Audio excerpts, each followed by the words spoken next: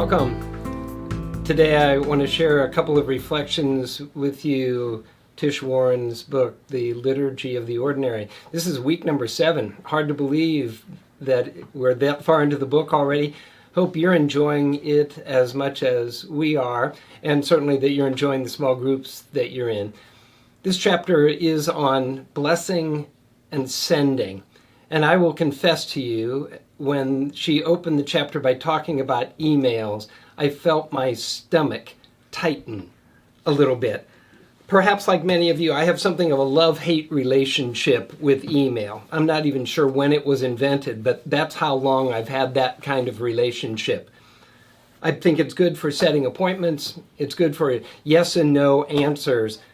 But if I get an email that is multiple paragraphs or pages or dozens of bullet points, I find my eyes kind of start to gloss over. Less is more as I'm thinking about emails these days. I know some people have very clean email boxes. I am not one of those. In fact, a couple of years ago at a staff meeting, we were told that the tab server was too full, so we were instructed to clean out our email boxes. Well, I didn't know how to do that. And so I was given instruction that what I should start doing is deleting all of my deleted emails and all of my sent emails. And I thought, oh, I didn't know my computer saved those. And so I probably had a decade's worth of old sent and deleted emails. That certainly cleared up a little space for everyone. I just checked. I have no idea how many emails I actually have in my inbox, but I know I have 357 that are as yet unread. Now, I'm sure none of those are from you. Now, that's not even counting my personal Gmail account. As I said, I have something of a love-hate relationship with email.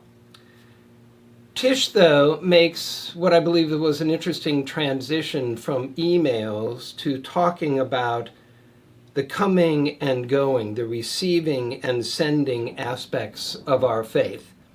This is language that I found very consistent with the way we think and talk at TAB. We talk about in here, and then what we do out there. We talk about gathering for worship, and then being sent out to serve. In one of the churches I walked into one time, as you entered the main door, a sign above the door said servant's entrance. And then the other side of that door, as you leave, it said you are now entering the mission field. We know of salt, that it's not intended to be in the shaker, out of the shaker into the world. We've heard the benediction prompt of our worship is over, our service begins. The impact of the church, as we talk about it, is not when we're gathered here in worship, but when we're sent out there to do the work of Christ, the missio Dei, as Tish speaks of it, the work of the kingdom of God. I remember early in my ministry, a man came to me and said he had been asked to serve on our session and was considering running for the school board, and he wondered which of those he should do. As we talked, he decided to run for the school board and was finally elected, believing he could have more influence for Christ in the work that he would do there. So Tish helps us think in this chapter about kind of the false dichotomy between our worship and our work. It's not impermeable. It's an imaginary barrier. She invites us to think about how what we do in here in worship can and should inform what we do out there in our work, in our relationships, in the rest of our lives. And conversely, what we do out there should also inform and in some ways inspire what we do in here in worship. I would say to leaders coming on to a staff or to the session, don't check your brains at the door. We need you to be bringing those good skills from the world into what we do in the church and actually in worship. Now, admittedly, this is something of a delicate balance.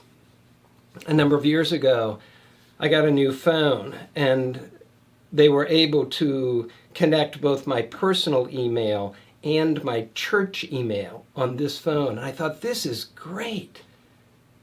And suddenly I realized it was not so great at all. It meant that I couldn't any longer tease those two worlds apart. I couldn't separate myself like I should. I couldn't actually find the downtime that was necessary and healthy for me. I remember talking with traveling salespeople and saying, isn't it great you have cell phones now and emails? And immediately they said, no, it's not great at all. Because it used to be I could go back to the hotel room at the end of the night, I could do my paperwork and then relax for a while. But now I'm on 24/7, always on the clock. There's something not healthy about that. So admittedly, there's some challenge and opportunity of work and worship in this relationship. The challenge of finding the right balance in those, each speaking to and informing the other.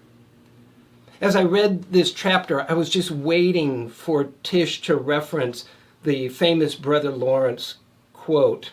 Recall, Brother Lawrence was a dishwasher, 13th century, in a monastery, and he wrote, "The practice of the presence of the God," and here is the quote, "The time of work does not with me differ from the time of prayer. And in the noise and clatter of my kitchen, I possess God in as great tranquility as if I were upon my knees at the Blessed Sacrament." He speaks of the essence of the monastic rule, ora et labora, pray and work, worship and work. God calls us in, God sends us out, just like our emails. God's blessings. Enjoy your own reflections and the conversations you'll have. Look forward to seeing you soon.